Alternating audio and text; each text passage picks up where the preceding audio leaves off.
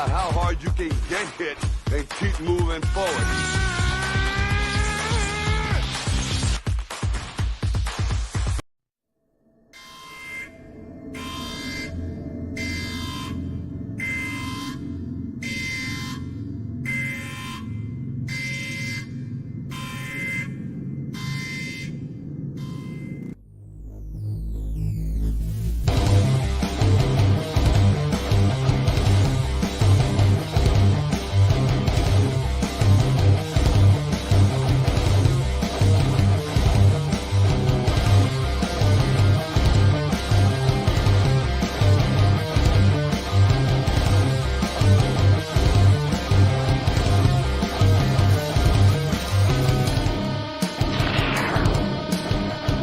The following program is rated TV MAL. It contains strong language and is intended only for mature audience. It's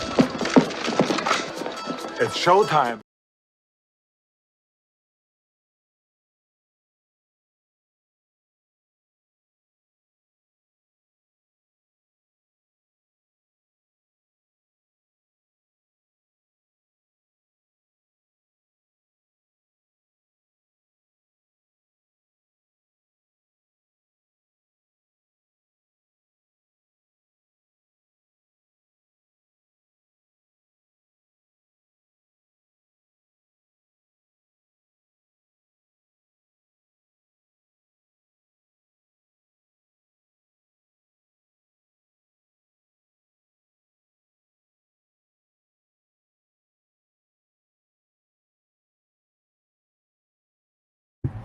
Oh my God, yes, I've been on mute the whole time. Oh my God. Once again, ladies and gentlemen, this is the host of TV's When I've Been Seeing here from Circle Debate, episode 150. Welcome, everyone. I apologize for that. Technical difficulties here because I'm been by myself, producer and everything myself. Of course, like what I mentioned once again, the director can't make it today because, of course, it's the missus' birthday. So shout out to the missus for her birthday. And shout out to Kareen, the director, Matt Callis will be joining me on later on today for AEW Dynamite Review. De Niro is busy, of course. But welcome, everyone, here at Circle Debate Podcast. And shout out to the notorious DOM. Thank you so much. It's all right, brother. No worries. Oh, what's going on? Great, and I appreciate you. Yeah, I know. Thank you, Bakley, for letting me know because I was everywhere. But yes, before we begin, ladies and gentlemen, before I get into it, don't forget, if you see right on top of me right there, subscribe, follow us on social media as well as the Bloodline Network, as we're also live on the Bloodline Entertainment Network YouTube channel and on Twitch, besides also Circle Debate on YouTube and Twitch. And right below, if you see right there, go to the bloodlinenetwork.com, the website there. Make sure you guys go there and also follow them on YouTube as well at the Bloodline ENT and on Twitter, Bloodline ENT. So do not forget, ladies and gentlemen. Oh, no, you're perfect, Bakley. You are perfect. Yes, and I appreciate you very much. Oh, man. But yes, let's get into the action here, ladies and gentlemen. And it's time to get into it. It is time to talk about the WWE draft. Let's pull it up, of course. Oh, look at that. Oh, the draft, baby. The draft, baby. Oh, this was amazing. Did not expect all these names I hear at all. But, hey, you know what? I love it. I love it. I love it. I love it. I love all, going down to this list right here, yes, let's play it. That is right. Of course, that the draft happened, 48 hours ago, and it's still continuing. Of course, on Monday Night Raw, we will get the rest of the drafts. But, man, what an incredible draft, I tell you guys. I mean, it was great. Did not expect the moves that I expected. A lot of things I want to digress about, of course, mainly the fact that, what is going on? The banger! What is going on? The banger. That's right. The banger of all bangers. But yes, ladies and gentlemen, the draft, it was good. However, look, oh, yes, that's right. Put them ones up. J-Man, Just in Time, baby. Follow them as well. Just in Time podcast as well. Love J-Man. Love you, J-Man. You're the man. But yes, so the draft was actually, happened on SmackDown. A lot of surprises that, shocked us, and some were unexpected, of course. And the main one, of course, being Cody Rhodes going to Raw instead of, going with the chase. And and that as well, the NXT. I will get into each one of these brands to see who did the best, to be honest, but I will get into it. But I just wanted to digress briefly about the fact that Cody was drafted to Raw and Roman to SmackDown. Of course, Triple H did introduce a new belt, which is a World Heavyweight Championship, which is beautiful, by the way. But I made it too obvious. The fact is that Triple H had to create this belt because he cannot take away the belts away from Roman Reigns. He can't take the WWE Championship away. I mean, as much as he would wanted to, but you can't. Hashtag 1,000 days. Even though I'm a fan of Roman, I am a big fan of Roman Reigns, and I feel, he should have the belts. However, though, if I want to be realistic and be very analytical here, I mean, the one who dropped the ball here was Vince McMahon. Vince dropped the ball, the fact because he put the belt on Roman. When you put the WWE title to Roman, mind you, that Roman Reigns is a 1,000 days champion with the Universal Championship, not necessarily with a WWE title. Now, when Vince McMahon put that belt, decided to make it the undisputed belt at WrestleMania when Lesnar lost the belt to Roman, that was how it's difficult to take it away from Roman Reigns. I know everybody mentioning, okay, we should have seen, Cody defeated Roman at Mania, but no, it's not going to happen. What I would love to see is Cody going after the chase, still continuing to chase, after Roman Reigns, because the story is not over, right? Quote on that. Now that we have this going on, and it made it too obvious the fact that you're going to give this belt to Cody Rhodes. But then again, maybe they're not. I feel that the WWE World Heavyweight title is a test for who could be the top guy like Roman Reigns. Who could be the guy up there? And that's where, Bobby said, yes, that was cool. We'll get into that very momentarily. But the one thing is, who's going to be the top guy who could really be the face of the WWE? Who could be Roman Reigns? Because right now, obviously, Roman is the top guy. He is the top of the mountain. He's the food chain. He's everything. He is the face of WWE. Marketing-wise, he's everywhere. Now, who could be the second one? Who could be at his level? And that's the question that we all have. Who could be at his level? Everybody's saying Cody could be. What about it's not Cody? What about it be somebody else? What about it could be Seth Rollins? What about Rollins wins the World Heavyweight Championship? What about Rollins could be that face of the company? This is a test for these talents to see if they can match or be up to par where Roman is at, want to be the marketable one for WWE on TV shows, talk shows, all of that. Roman has done that all, and he's at the top, but who could be right next to him? That is the biggest question there. So, I mean, it sucks as they had to basically introduce a consolation prize. Honest opinion, WWE skipped on their way to fix everything in Mania. I get you, see. What's going on, Rick Joe? Appreciate you for Shady McDonough joining Judgment Day. We'll see if he does. Curious of where, I don't see Brock going anywhere. I think he's a free agent. He's going to what's going on, Frank. Appreciate you for tuning in, my brother, Frank Benjamin. Brock will be the first. If that happens, that Brock Lesnar wins that World Heavyweight title, I will be pissed off. The fact that Vince is going to do that, I hope you don't, Vince. We don't want to see none of that at all because I will be pissed. Fuck! Fuck! Fuck! Fuck! Fuck! Fuck! Fuck! Fuck! Fuck! We don't want that, all right? We do not want that to happen. But the fact is, this is, how I get Justin Yume as a consolation prize, but I still feel that consolation prize is a test for the talent. This should be for Rollins. Cody should be at SmackDown. Cody should still continue to chase Roman for that undisputed Universal title. The heavyweight title on Raw should be for Seth Rollins. That's the guy who's there 24/7, meaning he's there on the live tours. He's there every Monday night. And mind you, he had a great performance against The Miz like 2 weeks ago. And Rollins is the guy. I feel Rollins should be the guy to win the World Heavyweight title. He could represent Raw greatly. I feel that he could also be the face as well, close to Roman Reigns, if pretty much being the face of WWE. I feel Rollins could be that guy. And I mean, yes. Oh, what is going on, Courtney? What's going on, sister? That's right. What is going on? I appreciate you for tuning in. Cody should be, yeah, I feel maybe Cody should be maybe the free agent. I also agree with Justin. They did miss a huge opportunity, fellas. But however, you still have SummerSlam. That can still continue. It is, at least you can say Cody got his moment of Mania. Oh, well, he didn't have to win.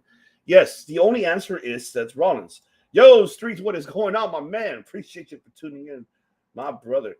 But yes, I think I feel that should have happened. Seth Rollins hopefully winning the belt. So I mean, we'll see how it happens. We'll see where it goes. I don't know if they're gonna have a tournament for Night of Champions. I hope they do because I love tournaments. So we'll see. Let's see how it goes. Can we get a Gold Rush tournament like how we saw back in the days on Raw? I did like that. That nobody is just. It should not be announced who's fighting each other. It should be whatever. Bust the New Japan style. Introduce pretty much. Hey, you know what? A theme song coming out and another theme song come out. Just mystery opponents. That's what I would like to see if they do a Gold Rush tournament. That is for sure. Oh man, the world title should have been introduced right after the titles were split in a place to get it. Yeah, it should have been, but I don't think Vince didn't want that world heavyweight title. This is something that Paul Levesque, Papa H, was fighting for this belt. He wanted to bring that belt back, but Vince was like, "No, goddamn, they don't need this belt. No, we don't need it. We don't need it." You know. But you know what? Like I said, I want to get into, briefly, who won in this draft. So, let's get into it. So this is what I wanted to talk about. So let's talk about Raw very momentarily. So this is what we have here. If you see on my side, on my left side, or however you're watching this on the right side. But yes, this is the list for Monday Night Raw who was drafted to Raw. Cody Rhodes, Becky Lynch, of course, Imperium, Matt Riddle, Drew McIntyre, The Miz, Nakamura, Indy Hartwell from NXT, who was the NXT Women's Champion. And of course, we have Eric, the Viking Raiders, Eric Naivar, and Bahala, which I don't know why they should not call it that. Dexter Lumis, Candice LeRae, Mace, Mansoor, Maxie Dupree, Natalia, Apollo Crews, Sonya Deville, Chelsea Green, Zoe Stark, and JD McDonough. I am happy for Zoe Stark mainly. I love you, Indy, but I'm really happy for Zoe Stark. I think for me, honestly, she should have been the first one to be called from the NXT when it was on SmackDown Live. I think she should have been the one. I'm happy that Zoe is going to Raw, and I can't wait to see what she brings to the table, to the main roster audience, because some people are not really familiar with her, but I am familiar with this woman. This woman, I follow her career. Shout out to Sim Bodhi, who will train pretty much, who helped her train, develop, getting into, of course, her getting signed in WWE. She competed in Future Stars Wrestling. She competed in the Championship of Wrestling from Hollywood. So Zoe Starks, I know her career. I follow her career. I'm happy that she's called up to the main roster. She's going to be the underdog in that women's roster for sure on Raw. And man, I would love to see her and Rhea Ripley going at it. Oh, I think that would be some good shit. I don't think Maxine will ever wrestle. I think she's more of a manager. I don't see her as a wrestler, to be honest, Graded. According to the chat, it's kind of dead in the water now because, this is an opportunity for NXT now to develop their talents now. Now we see, their level up one on the show. There's a lot of people that are not really are in the actual NXT TV show. Maybe this is now their moment to shine.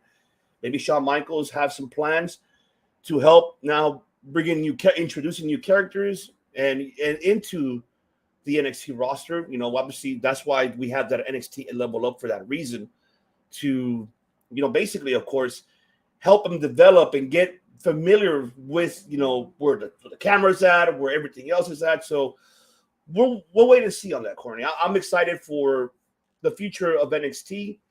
I'm so stoked to see what new characters they're going to introduce, and I'm excited for that. But right here, as I was saying, I'm happy with Zoe Stark that she's there. JD McDonough, I'm kind of happy with him.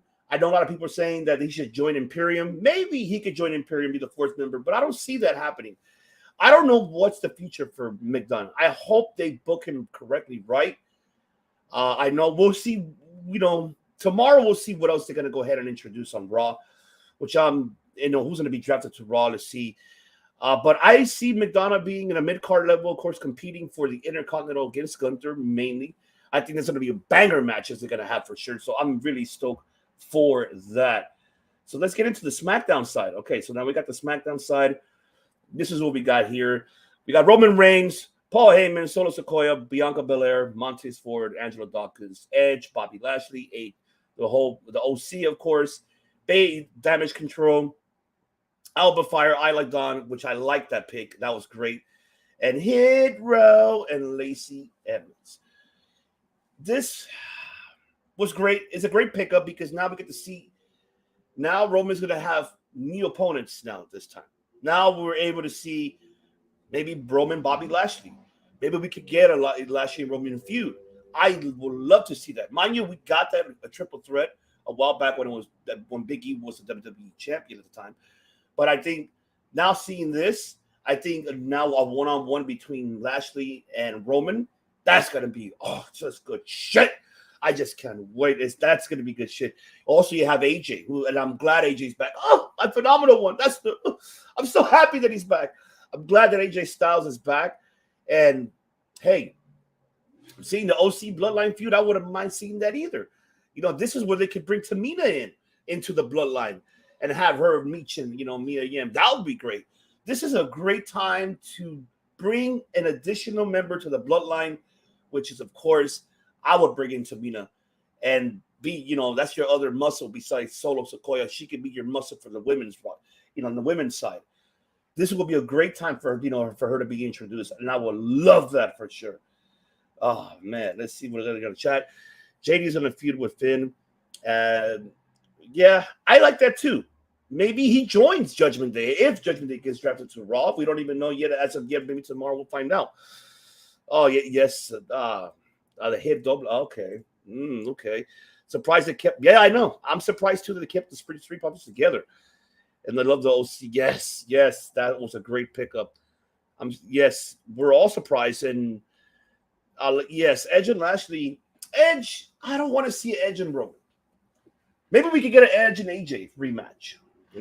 Maybe we could get that going. We'll see. I mean, this is going to be intriguing to see. Let's see what Raw definitely won. Yeah, they won definitely. Raw, I think, won with the most picks, and just looking at the roster, I mean, the drafts they have, they definitely won. So let's see if SmackDown can win again. That's going to be something very exciting to see. But I'm stoked. I'm happy, and I'm looking forward because, mind you, this will all become in effect until right after, Backlash, which I'll get into, obviously, of course. But I'm happy. This draft was great, awesome, enjoyed it, and I cannot wait for tomorrow to see. We know that Raw is going to stay on Raw because of Becky Lynch being on Raw. They can't separate couples, of course. So that's good that we're going to see Rollins and more further announcements of this future world title. So I'm hoping how they do it. I hope they do the Gold Rush tournament. Damn it, Vince. I mean, what is Vince? I hate to say it. It is fucking Papa H. Give us a Gold Rush tournament, please. Give me what I want. Give me what I want. Give me what I want, damn it. That's what I want. All right, now let's jump into some other pro wrestling news. Congratulations to Trinity Fatu making her debut at Impact this past Friday and this Saturday, of course, in Chicago. And, man, I'm so happy that Impact picked up Trinity Fatu. This is a great move for Impact. I know that they couldn't be, of what are rumors, of course, reading the stories that, Trinity and Stardom couldn't come to an agreement, unfortunately. So because of money, but obviously she clarified that it wasn't money issues that they couldn't come into the agreement. But I'm glad that she's doing her own journey and not going alongside with Mercedes Moné, as we know Mercedes is doing, of course, New Japan Stardom. But I am happy for Trinity to be an Impact, and she is going to add a lot of depth to the women's roster. So underrated and so underrated. And the one thing that I'm excited for is we get to see Trinity Fatu, Tasha Steelz. We get to see Trinity, Deonna Purrazzo. We get Trinity Jordan Grace. We just saw Trinity against Kylie King. Shout out to Kylie King, who was at PCW Ultra as well when we were there about a week ago. Her Viva Van, man, they knocked it out the park. Awesome matchup. And this matchup was great too for Trinity's debut in Impact. So I'm really happy for her. I'm so excited for her, what she's going to do with that women's roster. Her and Rosemary, oh man, her and Havoc. There's so much. And even herself, she mentioned in her own comment that she's happy that she's there. She sees that the Impact women's division is so underrated, which it is. People do not give this opportunity. I know a lot of us podcasters, barely even speak about Impact, but Impact is so underrated. Doesn't get, the love and what credit's due. And let me see what J-Man had to say in the chat. Trinity going to Impact was an absolutely right move. Awesome to see the knockouts. Yes, absolutely, J-Man. I am happy that she is, at Impact, and I cannot wait to see what she does and everything else overall. I'm so excited, so stoked. And of course, Mercedes Moné was in attendance as well, seeing her debut match as well. So shout out to her.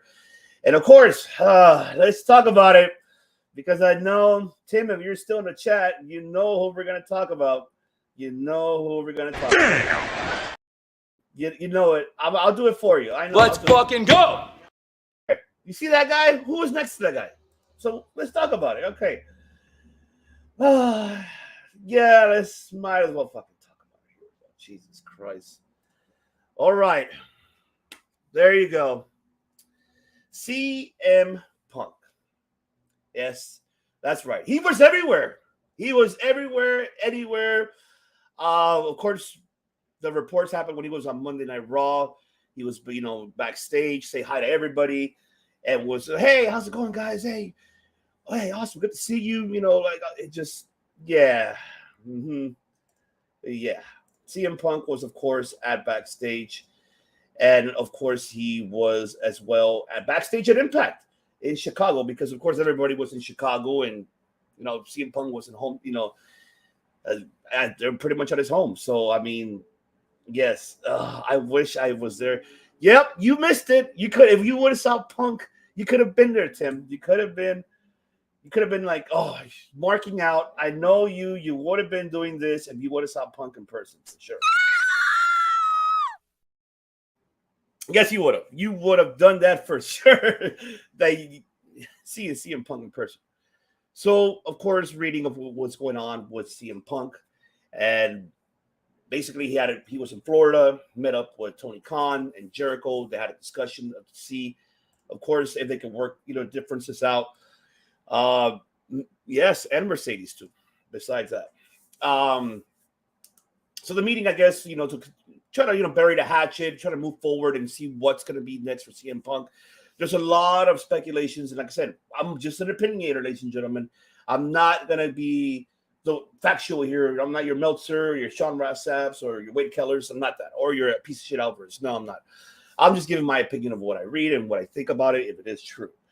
But seeing CM Punk, the reports, looks like so far everything's okay between them.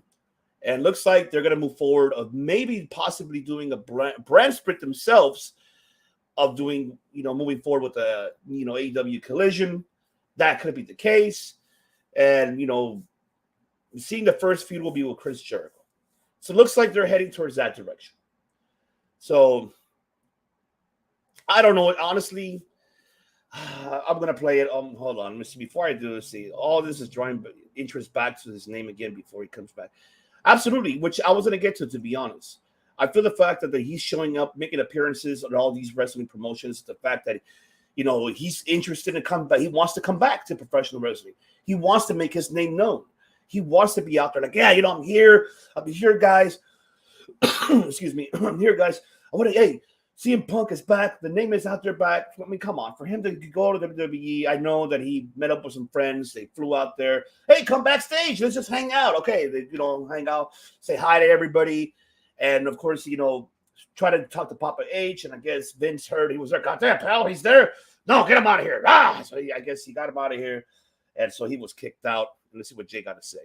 I got to say, as someone who's not a huge Punk fan anymore, good for him to go into Raw and bury the hatchet with people. Absolutely, which we did hear that him and Miz They buried the hatchet. They're now BFFs. Why can't we be friends? Why can't we? And now they're BFFs now again. So good for them.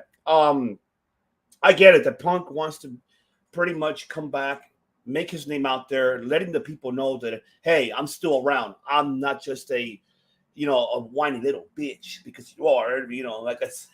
If you're watching this, Punk, let it be personal. I love your in-ring performance. You're great. You're a great guy in the ring. Outside, personal, you're an asshole. And no, I mean, you're a whiner. I'm sorry. You're a whiner. You're an absolute whiner. But yeah, good for you. You want to make your comeback, but yeah, you know what? I'm gonna play. I'm here to tell you right now, we don't care. Let me tell you something. We don't care. Jerry. No, we don't care. I don't. I mean, but we'll see. We'll see how the fans will react when they see his comeback, and we'll see how it goes. I mean, he may have to, him having the discussion with Jericho and Tony Khan. Good for him. However, we'll still need to see him discussing with the Elite, Kenny Omega and the Young Bucks. When is that gonna happen? That's what I want to know. I want to know, when is that gonna happen? When are we gonna get that? And it needs to happen sometime soon, man. You need to sit down with the Elite and bury that hatchet. I know this could be everybody wants that story. Yeah, I think we all do. We all want that story for it to happen. The Elite versus FTR, CM Punk. It's gonna happen. Mark my word, it's gonna happen down the line. As much as people do not want that, and some people do, but it's gonna happen. And I'm all for it. I want to see how, we all want to see a Kenny Omega and CM Punk match. We all do. But I hate to say this, but he is not at his peak anymore. He is not that level where he was at 10 years ago. He's not. He proved that at Double or Nothing against Adam and Page. He's not at that excel level that people expect. But of course, you don't have to be, anymore. I mean, you can still sell with a body slam, suplex, and an elbow drop. That's fine. But I don't know. I'm going to sit back and wait on that. Excuse me. I'm going to have to sit back and wait on that for sure. We'll see how this is going to turn out to be for Punk. And I mean, it's good to see him that he made his rounds, especially WWE and Impact. Good to see him. We saw a picture of him and Jordan Grace hugging backstage.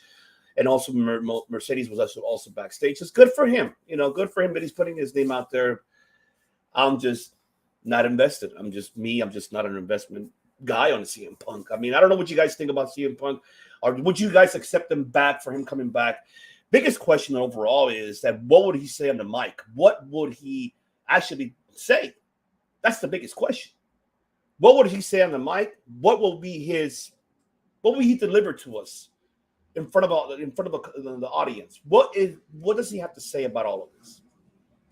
I mean, that's the biggest question there.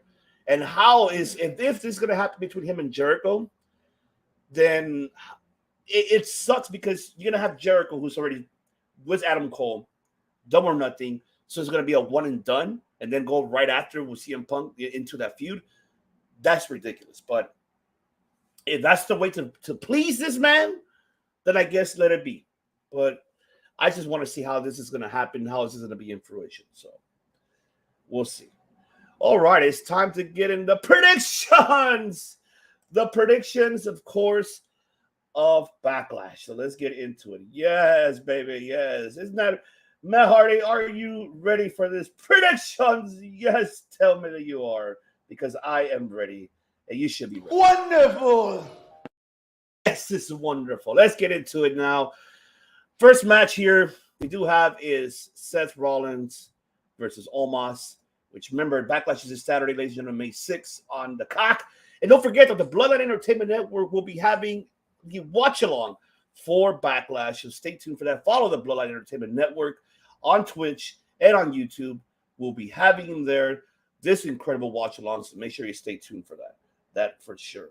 And oh, man, let's see. Oh, I think it's pleasing Tony Khan. I can't imagine Punk is like, hey, man, give me Jericho first. I mean, I think Tony Khan is the one that probably pitched it. Maybe the one Tony Khan pitched it, hey, let's start with Jericho. Let's book him with Jericho in 2 weeks, right now. Let's do it. Oh, my God, on Collision. That's probably what happened. So don't be surprised that Jericho was just like, okay, fine, I'll work with him. I'm pretty sure Tony Khan was the one that convinced Jericho, let's work with this guy. Let's make him feel welcome home again. So that's for sure. What is going on? Mr. Universal himself, Nick Dieter, on here. Yes, that's for sure. But, man, let's get into it here. Backlash, ladies and gentlemen. We got, of course, Seth Rollins versus Omos. I feel like, like I said, I'm just throwing the match not in like a great order, but just throwing it how it is. I don't know how the hell, why. I just don't understand. Why are you booking Seth Rollins with Hey, yo, what the fuck? It doesn't make any sense to me. You're calling out someone, and then someone accepted your challenge. Omos is the one, and I mean, this is good for Omos because he's getting booked with top talent. Bad for Omos because he'll be losing. I will be shocked if he wins this. It will shock the whole world. It will shock all of us that if Omos wins against Seth Rollins. But I feel that Rollins is going to win. This is going to be a good match, I believe so, for Omos, because he's the one who's going to has to be the student with the teacher, because Rollins is going to be controlling the match. He's going to be calling the match. And I'm intrigued to see how this is going to end. Mainly, how is it going to start? That's going to be the biggest question. So, I mean, we'll see how that happens. All right. And also we got now the Raw Women's Championship on the line. We do have Bianca Belair defending against Io Sky from Damage Control. And let me see here. Oh, man. Let's see. Got to hear more in the chat. Let's see what's going on. Oh, Moose will be Moose or he looks like Moose. Oh, my God. He does. Moose. Omos. There you go. Love it. But Io Sky, Bianca Belair. That match is going to be fantastic. I think it's going to do wonders. It's going to do great. I hope we get to see the Io Sky that we see in NXT. I mean, she did have great matches. Some of them on Raw. I mean, I liked her and Becky's, but I'm happy that Io Sky is now getting her solo opportunity. Instead of being in a tag team or a 6-woman tag team match, I'm happy that she's getting the opportunity. So this is going to be great. Seeing her versus Bianca Belair, who I got at this one. Of course, Bianca retaining. And now that she's going to be the SmackDown Women's Champion, I think they're going to do the title swap between her and Rhea. We might see that happening this Saturday. We might see that because once we get the announcement on Raw that Rhea and Judgment Day are on Raw, then maybe this Saturday we see the title swap happening after their matches. So that could be, that could happen as well. Both who would happen to be on SmackDown. Yeah, but I think by tomorrow we'll see that Rhea will be probably drafted to Raw. I won't be surprised at that. I would not be surprised. But yeah, on this match, I hope this match will be a banger, and I think it should be. Let's just see the outcome of it. I hope that Damage Control don't try to interfere, and I hope that Io Sky could say, you know what, I can do this for myself, ladies. I can do this for myself. Don't, no. I hope so. So, but good for you getting an opportunity, and especially at a pay-per-view, PLE, Premium Live Event. Okay, there you go, Premium Live Event. So I'm hoping that this will be pretty much an underrated matchup, and it could be the match of the night, hopefully, because these two women are incredible athletes, and I cannot wait to see what they bring to the table. All right, then we got the U.S. Championship, the WWF U.S. title on the line in a triple threat match, which you got Austin Theory defending it versus Bobby Lashley and Bronson Reed. Jonah, that's my boy Jonah. But I like this. Good for Austin Theory. He has someone instead of him and Lashley, because I'm tired of seeing that solo feud. I'm glad to add Bronson to this feud. And you got two big meaty men, and of course I'll say Austin Theory's a meaty man, I guess. Meaty men, snapping meats, baby, yeah. And so, what is going on, Justin? What's going on, man? What's good? Get Show podcast. Remember to subscribe to Get Show, man. Had an incredible time with them on Friday on Smack and Raw. But Ritter, Vince, Justin, great time. Go back and watch that replay. Smash or pass. Love that. Oh, man. Great time with you guys, man. I can't wait to guys have you here on Circle Debate. But, man, this matchup is going to be great. I think, of course, Theory was going to retain. I wish it could be Bronson Reed winning this belt. That would be so awesome. I will go Nettie if that will happen. Of course, yes, Austin will remain champion for sure. Yeah, I think this triple threat is going to be good. It's going to be fantastic. Like, I'm looking forward to seeing how this is going to, turn out to be the finish. Something tells me that Lashley and Bronson are going to take each other out and both be on the floor, and then Austin, I think, is going to pin Bronson Reed. I don't think he's going to pin Lashley. You don't, as much as you want to make these two gentlemen strong and not lose, but who's going to take the fall here? I think it's going to be Bronson Reed's going to take the fall, but I feel that maybe the ending of this match is going to be them colliding, probably just hurting each other. They're both down, they won't get up, and then Austin Theory sneaking in for the pin, and it is over. I think that's could be what we might see the outcome of this triple threat match, but very exciting. Very, very exciting.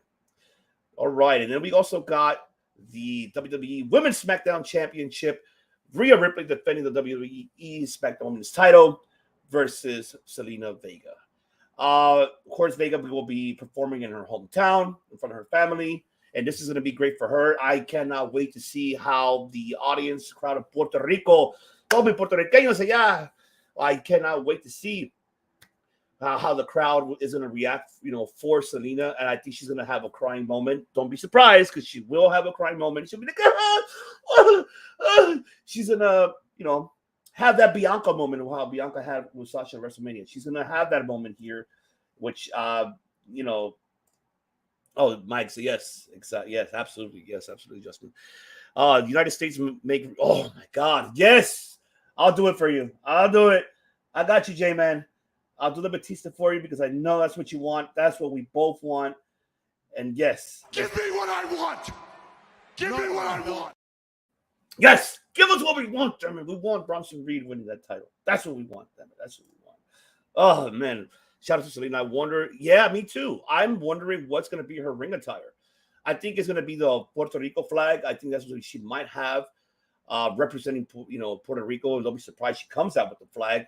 And that would be awesome to see because, I wouldn't mind to see that. And, of course, this. So I got Rhea winning. It's going to be a good matchup. This is going to be great. We'll see how how it turns out to be. All right. And also we got the 6-man tag team matchup. We do have the Bloodline, Solo, and, of course, the Usos versus, oh my God, and Sami Zayn and Kevin Owens. As we did see on SmackDown, what happened on SmackDown, they were not able to regain those undisputed tag team titles. So if the off air after, of course, off the air after SmackDown, we did see Solo looking at them, from afar, like disappointed, like, oh man, you just got into some deep shit because now you got this guy right here that you had to respond to, man. Acknowledge me. And this is I'm going to give my theory on this one. No pun intended, Austin theory. But before I get into it, let's see. I love the LW Puerto Rico colored. Yes, I love it too, man. Shout out to my just in time. That's right. Slapping chest, baby. Slapping chest, baby. Nipple mania running wild here, baby. That's right. Yeah. And you got to answer to this guy right here. You there. Sitting at home. Acknowledge me. This is what's going to happen. Solo is going to turn on the Usos on Backlash. You are going to see. No! Solo! That's what you're going to see. I hate to say it because I don't want the bloodline to split, but this is what's going to happen. Solo, they're going to lose this match. They're going to lose. As much as I hate to say it, but they're going to lose. The bloodline, the Usos and Solo are going to lose this match. After that, Solo's going to snap because one of these, of course, either Jimmy or Jay cost the match. Solo's going to snap.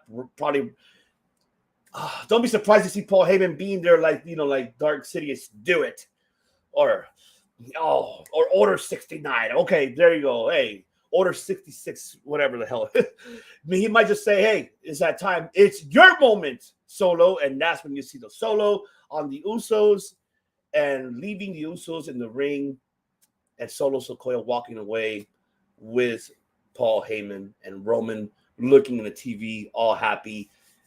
And we might see that happening. I'm so happy to see. Yes, I am happy too, Justin, that she's getting her moment. I'm glad she's been in the ring more, and she's going to continue wrestling more after, because she's incredibly underrated. Absolutely, she is. What is going on, Will Gray? What is going on, my brother? Hey, what's going on? Appreciate you for tuning in. But yes, I think that's what's going to happen in this matchup.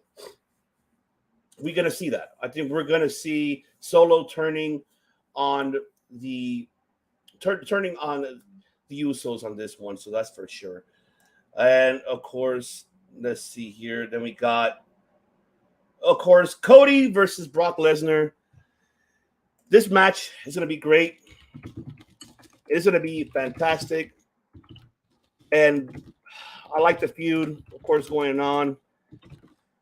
And let's see. Give me 1 minute here, ladies and gentlemen. I have to let somebody know that I'll be putting him in a few moments. But yes, Lesnar, Cody, it's going to be a good match. Can't wait to see what's going to happen. Cody should win here. I think he should win with no DQ, no weapons, nothing at all. He should win legitly here. He should win legitly to pretty much make him strong, make him look strong. He should win clean. But this match is going to be intriguing. There's going to be nothing but stiffness, suplex city everywhere. But Cody should win clean on this one. This is going to be a spectacular match. I cannot wait to see. And so I got Cody winning. This is what I got. And of course, we got the last main. I think this is going to be the main event for Backlash. Puerto Rico's own Bad Bunny versus Damian Priest. This is going to make Damian Priest look good as well, besides Bad Bunny. And, I think we're going to see a lot of interference between the Judgment Day and I don't know, maybe LWO was in the beginning. You might see that. And then, of course, Bad Bunny winning with a high-flying spot move, most likely. So this is going to be a very intriguing street fight. I mean, I'm excited for this one. I think this should be the main event. Is Bad Bunny's hometown. So Bad Bunny should be here and taking this over for sure. And it's going to be a good Backlash. I can't wait to see. I'm excited. I am stoked. But yes, I got, of course, Bad Bunny on this. No, and now it is time, ladies and gentlemen, to bring this individual in. He is here. The man himself. He is the invisible man of podcasting. Let me bring him in.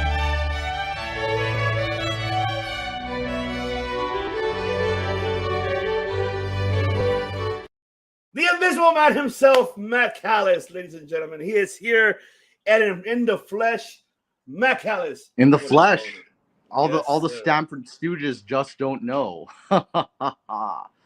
That's right. And these these glasses, they come with possession, of course. Do my ears deceive me, Ivan? The Stamford Stooges are running a show in San Juan, Puerto Rico. Oh, I'm excited for Backlash, to be honest. I'm actually really excited. It's going to be, I think, because like I was mentioning Incredible. earlier, I think. Hello, Tim Penn. What is going on? What is going on? Yeah, baby. Yeah. Oh man, good to yes. Oh, it should be it should be really fun for sure. All right, man. Matt Callis, you know what time it is. I think it's that time. And you know what time it is, ladies and gentlemen. Let's do it. It's time! It's time! It's Vader time! Dynamite, ladies and gentlemen, of course, that happened 96 hours ago. And, well, I mean, I was actually pretty happy. I was not disappointed with Dynamite. Actually, it was really, really good Dynamite. I enjoyed it. I don't think it was nothing bad. Man, but shit, I think it's time to get into the action here, baby. Let's get into it here. So we got to get into the matches before getting into the promos. There's some promos that I want to talk about. I think we'll talk about it right after. But let's start off with the opening matchup, of course. You have Orange Cassidy defending the International Championship versus Bandito. Look, man, Orange Cassidy has been booked very, very good. More than Wardlow, unfortunately, than that TNT belt. I digress. That's something I'll talk about at the end. But yes, we do have the international title on the line, right? So then also this matchup was great. I enjoyed it top to bottom. The offensive moves that Bandito and Cassidy with each other. I did notice one thing: the ending of the match, which I think they botched it because I think they did not call it where it's supposed to be called. Because you noticed that it was right towards the end, Bandito was kind of like, "What's next? What should we do?" Because I guess he was going to beat him with the orange punch, but I guess he did it the first time, and then he threw him. I guess he threw him again. Then he landed it, and then he landed it, and then got the win. Of course, Orange retaining the International Championship. But it was a good opening match, man. Shout out to Orange Cassidy, getting booked very well every week. And he's the only guy who's defending that international title every Wednesday on Dynamite. We do not see the TNT title defended like that every week, which it should be. That's your first title that you created, Tony Khan. You created that title. You should have made the relevancy for that belt. You should have, damn it. That's fucking bullshit. You're bullshit, Tony Khan. I'm tired of it. You're booking the stamp belt like it's better than a TNT. If that's the case, then get rid of the TNT then, damn it. I'm serious. I'm not going to sit back and take this fucking shit. You're going to take this shit. You're still going to get it no matter what every Sunday here on Circle Debate from me. You're going to get it from me because I'm tired of your shit, Tony Khan. You're not booking this belt right. I am sick of it. Tired of not booking that TNT belt. And see, there you go. Nick saying what is going on to you. But no, man. I digress, my Callis. I apologize. Take it away. Give us your thoughts about this matchup. It's a comparison I will not stop making ever. That Orange Cassidy is America's Tetsuya Naito, and this only further proves it because of the way he works with luchadors. Oh, that's right. You know, I think after Orange Cassidy's had his run with this belt, with the international championship, like after he's had his great run, and I think they could send him to Mexico and he could hold the AAA title and face luchadors. I think he'd be very interesting down there, and especially since his character, you don't have to worry about the whole him needing a translator or anything like that because it's Orange Cassidy. I mean, Espanol, it's still. I'm pretty sure the thumbs up is still the same thing in Espanol in Latin America. In Latino America, yeah. Yeah, so Orange Cassidy, like this is kind of a preview of that. Him in either CMLL or AAA. He'd be great in either one. And this is just proving that even more is like him working with Bandito. You know, botches happen. It's just like car accidents with great drivers or anything else, Now, as for Bandito, the future runs down the road is what's going to go on with him. My guess is I think Bandito would be best suited making his return to Ring of Honor. And then, if they need something good for the storylines, they could bring him in to like a major title storyline, like a long, he'd be good in a long feud too. Because there was a lot of unfinished business in the Ring of Honor world, but eventually, Ring of Honor is a separate entity. They're doing, it's a universe that could spill in and spill out whenever they want it to. So, more or less, this is a great display of I'm pretty sure Bandito's had matches against Naito himself. So maybe we could make some comparisons. Like I could probably watch back those matches and see if there's anything in common, the laid back guy versus the high flyer, the high flying luchador. There's a special chemistry there. Maybe Orange Cassidy, Orange Cassidy hasn't gone one-on-one with because I've only seen him in tag matches against the Lucha Brothers, but he hasn't gone one-on-one with Pentagon Dark, Penta El Cerro Miedo, right? I don't think he's had one-on-one with them yet, has he? You talk about Orange with Penta? Yeah, with Orange. Yeah. I think they have. I don't know. I think it's a good question. I don't. Yeah, we gotta look back. Mm-hmm. We gotta run it back, and if not, I'm pretty sure there's him against any of the luchadors. He could work magic, especially like I think his other persona, the Fire Ant in Chikara, when he was the Fire Ant in Chikara, he has past experience as a luchador, so he's more than familiar with that style. Mm-hmm. I'm pretty sure it's what he trained in as well, so he definitely has that in his arsenal. And I think that's also the good thing about if you're an underdog type of gimmick, you don't have to like lift guys up completely. You don't have to use power. You don't have to be scary. And that's the best thing about this gimmick. You don't have to talk too much. You don't have to. It's like it's set up there, and the kids love it. So, I mean, it's a win-win on both sides of this. So I'll just leave it at that. Mm-hmm. Absolutely, yes. Yeah, this match was great, Justin. It was a great matchup, man. I really enjoyed it. I forgot Orange Cassidy was fire. Yeah, he was firing Chikara. Yes, he was. Eddie Kingston in Chikara. Yes, right. Eddie Kingston was in Chikara too. Penta and Orange has never. Oh, okay, so they never have. Thank you, Justin.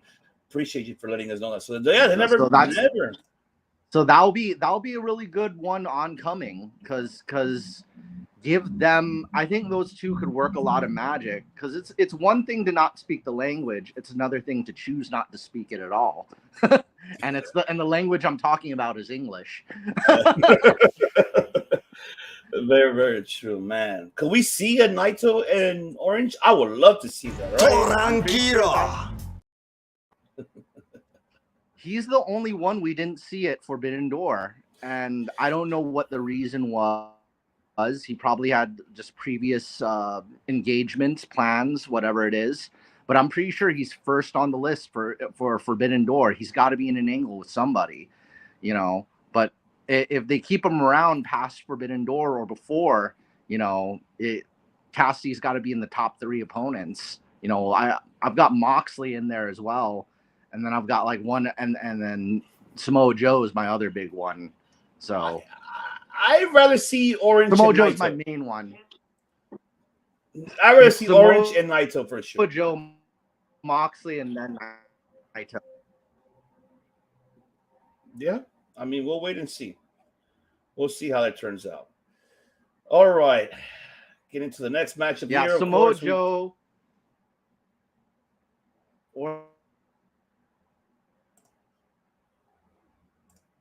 Orange Cassidy and Moxley for me against Naito.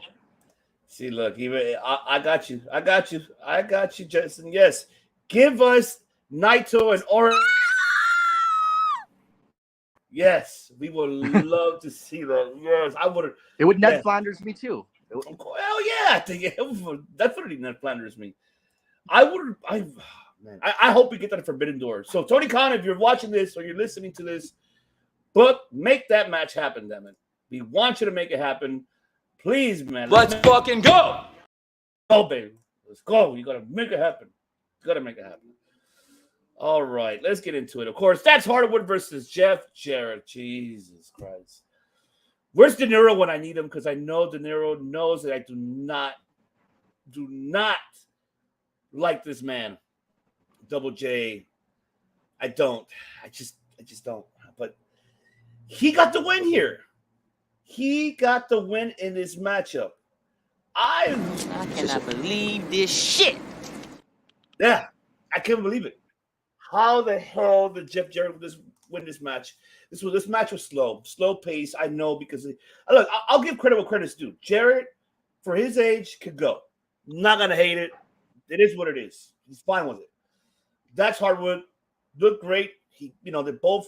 I feel Hardwood controlled most of the match. I think he was the shot caller in this match more than Jarrett. But there was a couple misses, like one botch. I guess when it was when they're running between the ropes, shoulder tackle. One shoulder tackle was missed, but that's fine. It happens. How you mentioned earlier, it's a botch. It happens. But this match was good. Good for Jarrett for this win. I hate the fact how he won, of course, because Sanjay Dutt getting involved. And I mean, we'll see. I think this match was good, solid. for Dax, could I say was this his best match? No, it wasn't. Yes, slap nuts. I was yes. This match was rough to watch, and then yes, I know it was rough, and that's why I'm like, why? But yeah, I digress. I don't know, Matt Callis. What are your thoughts of this one? I think one of the things that we could get out of this is, Jeff Jarrett. I like him as a heel. I've watched. If I haven't told you guys a story, I had a black box in my parents' bedroom, and that's where I watched almost every episode of TNA that I could watch. So Jeff Jarrett, I probably owe you some money, and I'm not paying you a penny. You're not. I'm not going to give you any money for the episodes of the early episodes of TNA that I watched for free. So I'm going to say nice things about you now in exchange for, me getting to watch all those TNA episodes for free through a black box. Who else here can confess to having a black box and watching me? Black boxes were cool, huh? Oh, remember? Yeah, back in the days. Did you watch South Park and The Mummy and all those movies on pay-per-view for free? That was baller. That was baller. That was baller. But so to Jeff Jarrett, though, it's his work as a heel. I like some of the in-ring stuff he's done, and I think later on down the line, him versus Jericho wouldn't be like just one last time because that was like an on the way out. He was on the way out. Jericho was on the way in WWE back in the day, WWF. Jarrett went to WCW. Jarrett went to WCW. Jericho came in. So maybe that's a little, and maybe they could do a little tribute to Chyna or something since she was part of that whole story. So that'd be kind of like a nice kind of nod, a little run back or something like that. I don't know, maybe have X-Pac as a guest referee. Who knows? But Jeff Jarrett and all, you could probably get a few, in my opinion, I'll call them dream matches because I don't really have the same hate for him that everybody else does. The whole he didn't ruin TNA. It was Dixie Carter, in my opinion. Oh, yeah. It was. Yeah, Jeff always kind of wanted to like keep costs low and promote within his means and be strategic about it. Vince Russo is Vince Russo. That's its own thing. That you can't keep him from being him. Vince Russo is Vince Russo. That's all I'll say. That's true. It's like I'm pretty sure if WWE wanted everybody to talk like a wild maniac, they could just get Alex Jones and Vince Russo, and they could just, watch the ratings go all over the place. But Jarrett, I don't mind Jarrett winning, and I think Jeff Jarrett could have some great dream matches. I wouldn't mind seeing him against any of the top guys because I think you could get some really good feuds. But throw him against any of the pillars. I think he could bring stuff out of the younger guys is what I'm thinking. Just because he's good with more verbal storylines and emotional. Because Chris Jericho's good with that dramatic storyline, and so is Jeff Jarrett. Because I've seen all the AJ Styles feuds and the R-Truth feuds and the Raven feuds, and they were very emotionally charged, promo-driven storylines. And if he could do that, and with more with the old school style in ring, that's however you want it. I mean, he's not bad with like AJ. He did so many great things with AJ, and AJ is a high flyer. So imagine what he could do with Kenny. Imagine what he could do with Jungle Boy. Imagine what he could do with anybody else. Jeff Jarrett has a great arsenal behind him. I don't really have that hate for him. So I like this. Okay. It's fair. I mean, it's fair. I'm not gonna, I'm not. So I don't. And just letting you know, Jeff Jarrett, I don't owe you anything now because I've said all these nice things. All those past. I could watch the whole TNA library free of charge just for all these nice things I've said about you in your career. Oh, definitely. Jesus. Oh man, but we'll see. Yeah, we'll see. We will see how this turns out to be. All right, now it's the Four Pillars.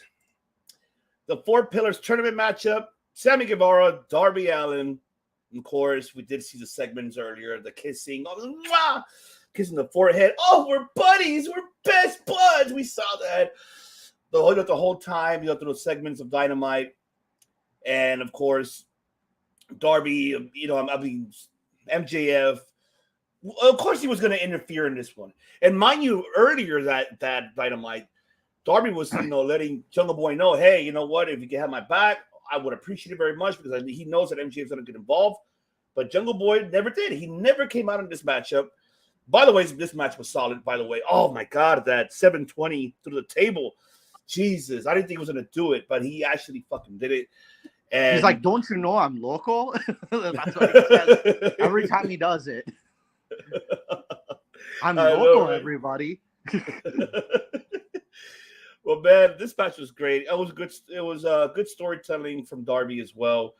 Of course, MJF getting involved, throwing the skateboard in and causing, Darby to get disqualified, and then you get the announcement. Sammy won the tournament. He'll be facing MJF at Double or Nothing, and of course,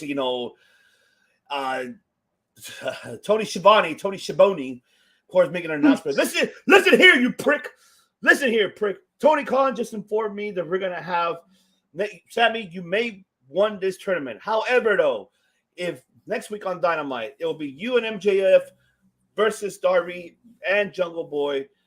If Sammy and MJF wins, Sammy will face MJF at Double or Nothing.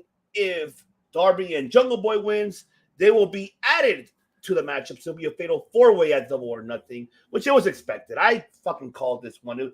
They had to prolong this feud, and they did it right. I'm not going to say they did it wrong. They did it absolutely right. They had to prolong this, and the way how they did it, I like it. I actually like this story right now, how they're booking it. And this was a great job that how they're telling the story and how they're prolonging it, heading into Double or Nothing. Now, here's the thing. Here's the catch still that I have is now it's time after that match happens.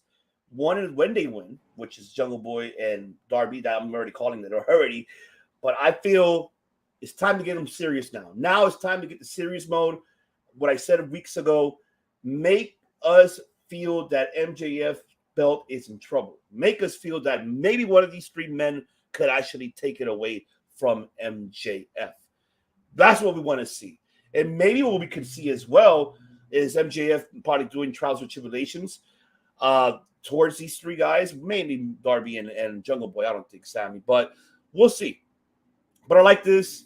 Good feud, good matchup, a good way storytelling. I enjoyed this. I'm excited for Double or Nothing, and I'm excited for these four pillars, four young athletes actually main eventing a fucking pay-per-view, which I'm very stoked for all four of them. Matt Callis, give us your take on this one. If they really left it flat without the Tony Schiavone talking, if it wasn't a fatal four-way, I could clearly see people changing the channel on that main event.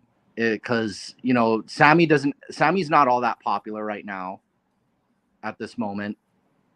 And MJF, he may be a beloved heel, I guess somewhat of a lovable hate, but the audience really needs a babyface to root for. So, you really need Darby and you really need Jungle Boy, or either or in this feud, because we really, regardless of the result of the fatal four-way, you always need a babyface in there to root for, because it's too much of a. It would be right now. Sammy Guevara is good that he's leaning into the hate. That's the best thing he could do right now, because he has to find something to get everybody to like him. I wonder how much the AEW audience would like Sammy Guevara if he found the cure for cancer next week, just out of nowhere. Would he still be booed by half the audience if he did something like that, or if he discovered the potion to immortality? or or he found a resource meteor full of gold. Like he's got to do something, you know. I don't know, maybe resurrect all the wrestlers that you love that passed away. He's got he's gonna become a necromancer. Like what the Sammy's got to do something crazy to get, like, steal all of Elon Musk's money and give it to us. Like what's he gonna do? Actually, everybody comment. What does Sammy Guevara have to do for you to get you to like him at this point in time?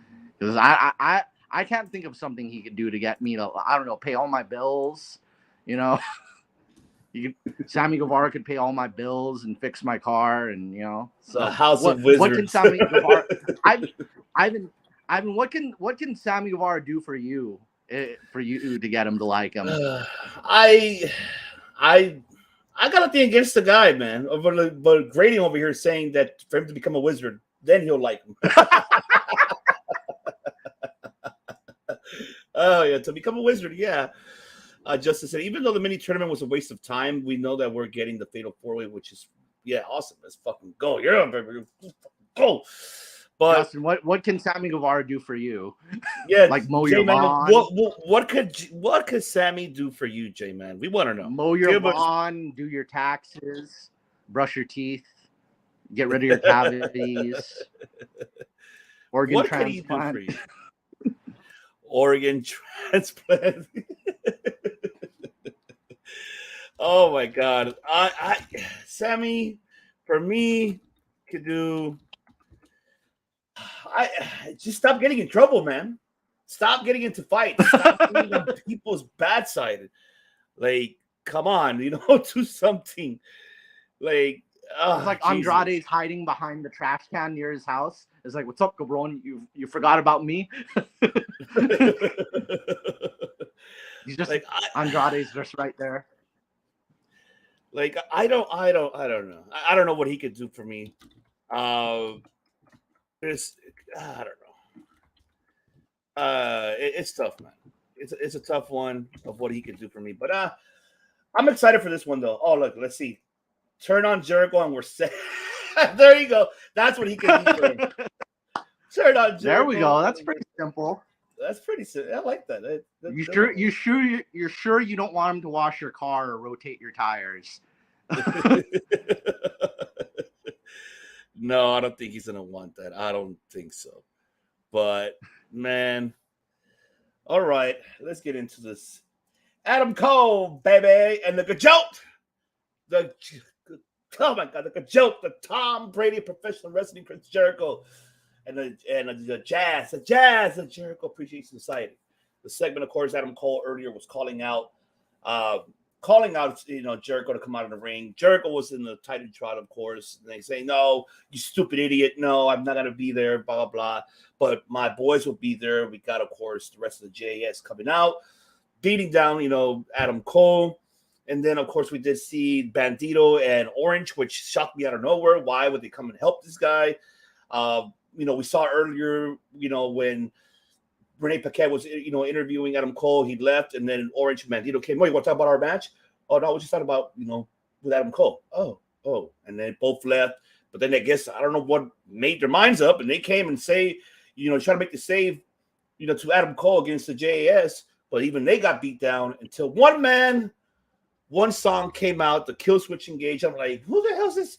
Kill Switch Engage? Like, wait a minute, this ain't CM Punk. This better not be a CM Punk.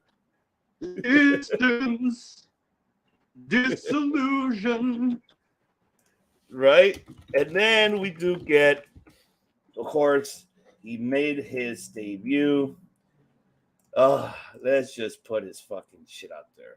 Let's put it up there because this man is now officially all elite. That is right. Roger Strong is officially all elite.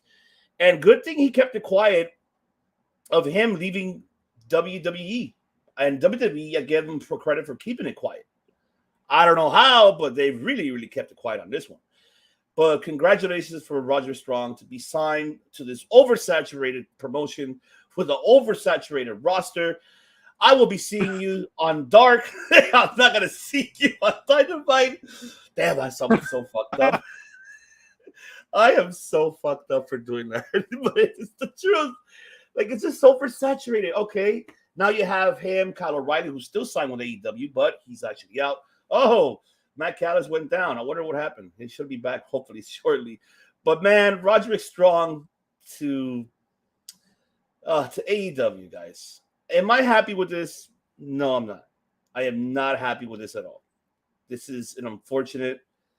I'm just not a happy camper with this one. We'll see.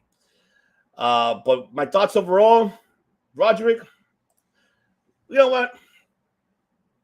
I'm happy that he is signed, but I just don't feel like now. Okay, are we gonna get the Undisputed coming back? All right, there we go. Yeah, sorry, the signal.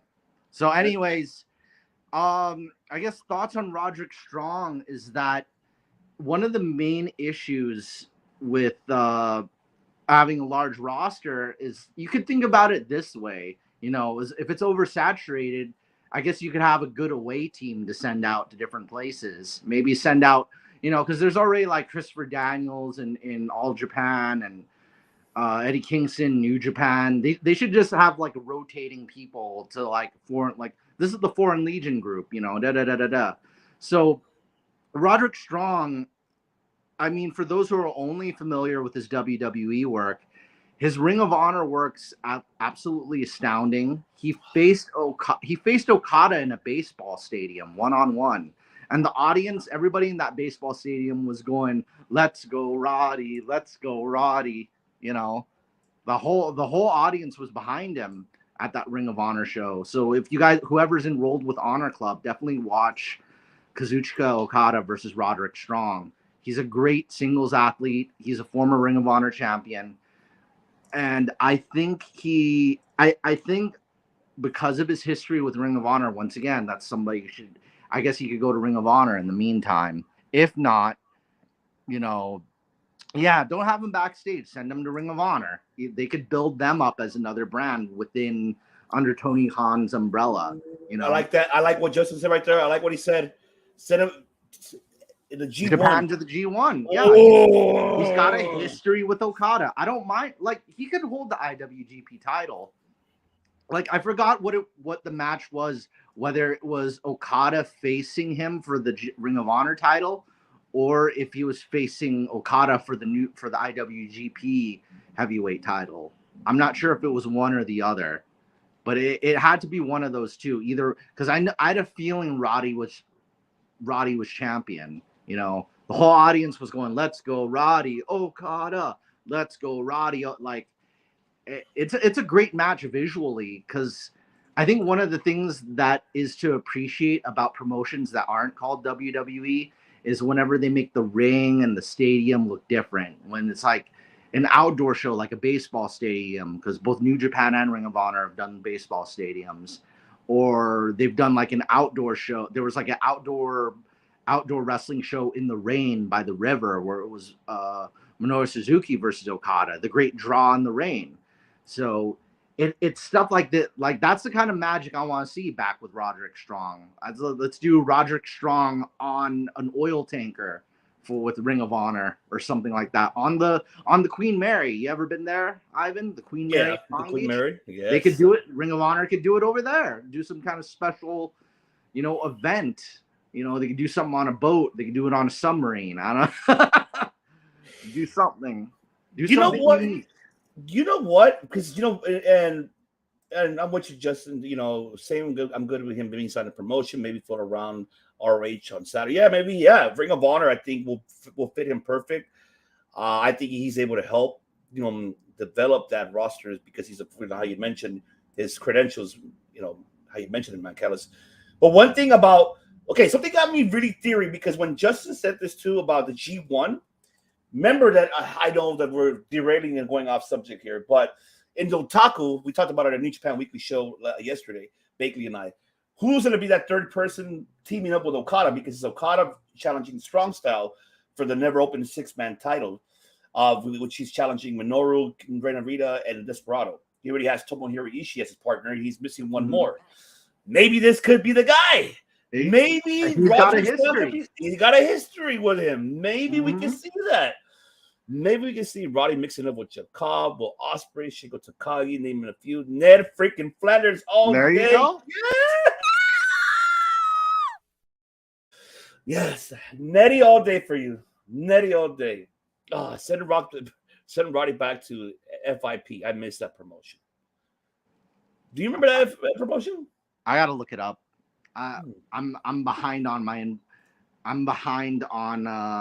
Is FIP Japanese or is it Illusion? Graydon, is that a Japanese promotion? Because I don't remember FIP. I'm trying to remember that. Tell us about it. Yes, tell details us in the comments. Mm-hmm. But I'll say about this in general about Roderick Strong is that this Adam Cole storyline is not going to last forever. Like it'll probably go on maybe at the very most. Impact Pro Wrestling. There you go. So it will be from this month until next month, and it'll probably come to a conclusion at whatever pay-per-view, But Roderick Strong, and then he'll have whatever one-on-one feud, and then he's going to kind of fade into the background, and that's when they should just pull the trigger on him with Ring of Honor and put him in the title picture. He'd be pretty good against Claudio in the title picture of Ring of Honor. He could do stuff in the title picture of Ring of Honor, and he could do G1 stuff at the same time. So he could collect some paychecks. He could get some Tony money. He could get some Kikuchi money. Kikuchi money. Kikuchi money. Yeah, that was his name. I know, Ivan. I was just thinking about that the other day. The amount of Japanese people that have that as a last name, it's like, hello, watashi wa Kikuchi desu. So it's like all the Kikuchis. Japan's got a lot of Kikuchis. That's all I'll say. Oh my god! I'm not being gross. I'm not saying nothing. I'm just exactly. I haven't said a word. We're not saying anything. It's a very common last name. It's just like the first. It's like the first name Dick. Like if your name's Richard. Yeah, you know what? I got nothing to say at all. Yeah, Dick Van Dyke. That's his name. I can't say anything else. Right. Oh, Dick Van Dyke and Kikuchi. Oh my goodness, this is Jesus. Okay, but man, I'm happy for Roderick. Good for him. We'll see. What will happen, and oh man, I'm just excited for Roderick Strong. Let's see what he does. I hope. I have everybody here in the chat mention. He got these dream matches. I want him to be booked good. Tony Khan, book this man very well, or have him in Ring of fucking Honor. Then, Jesus, man, there's so much shit they could do with Roderick Strong. I of course we're familiar with Roderick, seeing him here at PWG. Man, big fan of Roderick. So underrated. I wish he was called up to the. There was a lot of things I want to digress about it, but it is what it is. I'm happy that he found a new place, a new home, along with his wife Marina Shafir. So good for them. Very happy for them that they're actually together. Yeah, we're keeping families together. That's also a nice thing to know. Mm-hmm. Speaking of that, we got the TBS Championship on the line. Jade Cargill versus Taya Valkyrie La Güera Loca. And I'm going to... This match for me, it was good for... let's see. Hold on. Before I even get into it, let's see what Grady got to say. Full Impact Pro was founded by the former creator of Ring of Honor, part of Shine Wrestling, and formerly of Dragon Gate. I'm a big Dragon Gate fan, so let's see. That's definitely something I need to check out, especially since I'm a Dragon Gate fan. Mm-hmm. But this match to me felt flat in a way for Taya, unfortunately. For Jade, it looked very well for her. I don't know if it's just me because I'm really so used to seeing Taya live in ring action. She performs great. This match for me here was not her best, in my opinion. I'm going to get shitted on, but It wasn't like I was impressed of Taya's performance. I feel that the chemistry was not much there, but I feel that this match was overall to make Jade look good, which she did look great in the match. Um, I just felt it very slow. I wish it was a little bit more heavy hitting, which it was a little bit, but not as much. I did like the superplex that Jade did to Taya. It just like the offensive moves of Taya did to Jade was not selling to me. Like I wish it could have been better, and maybe Jade wasn't selling it at the same time, which I'm trying to recollect my memory. I've been like more of a brawl, basically, a little bit more of a brawl. Yeah, I kind of wanted more of a brawl, but also at the same time, moves is fine. But it just I wasn't feeling it. Like I don't know if you heard the crowd. The crowd wasn't really much feeling it either. But it did. I mean, we're seeing Taya, probably going heel, maybe. I mean, we saw she almost fucking give her the finisher to Rev Audrey, almost, and how Justin mentioned in the chat now that, yeah, she tried it twice. She couldn't make it. So, yeah, it made her look stupid. I know. It made her look stupid because she tried to go for it twice and she forgot, oh, I can't win with that finish. So it's just like, oh, man. But this match was okay. Good for Jade with the roll-up pin. I think that this feud is still going to continue. I think it's going to head to the direction that Taya's going to go heel. And I don't mind Taya going heel. She could be a face or a heel, but I prefer her more as a heel. Give her plenty of microphone time and plenty of time to shine with the arsenal. Yeah, that too. But this match was okay. It wasn't the best of Taya though. I hope that they could, rekindle that again and make it better. If they have a rematch. I mean, that's just me. I don't know. How do you feel, Mike Callis? Take it away.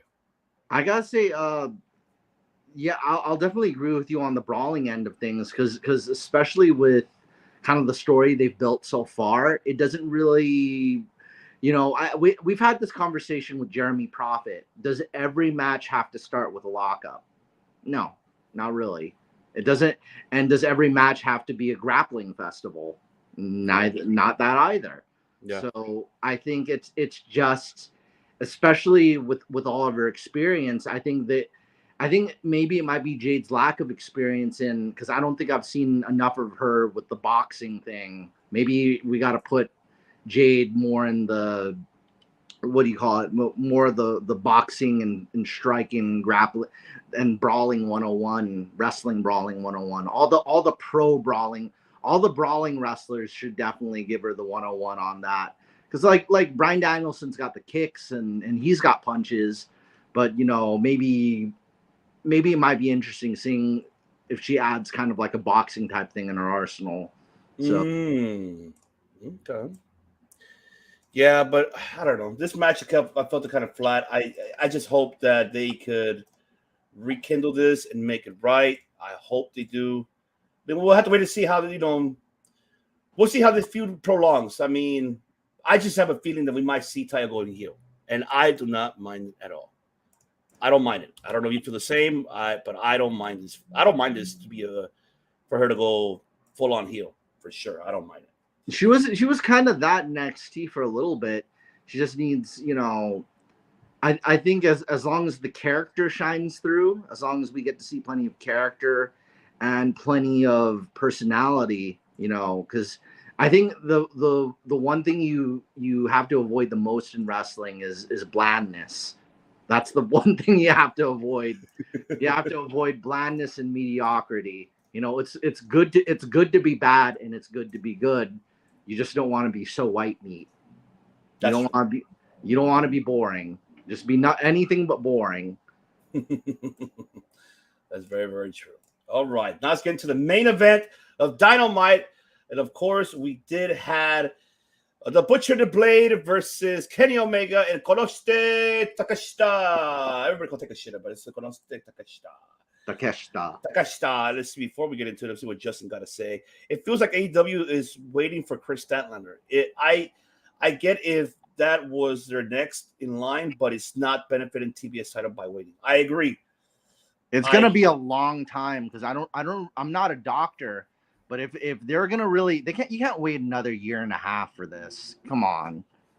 I heard she's almost there in recovery, but I don't know how long, you know.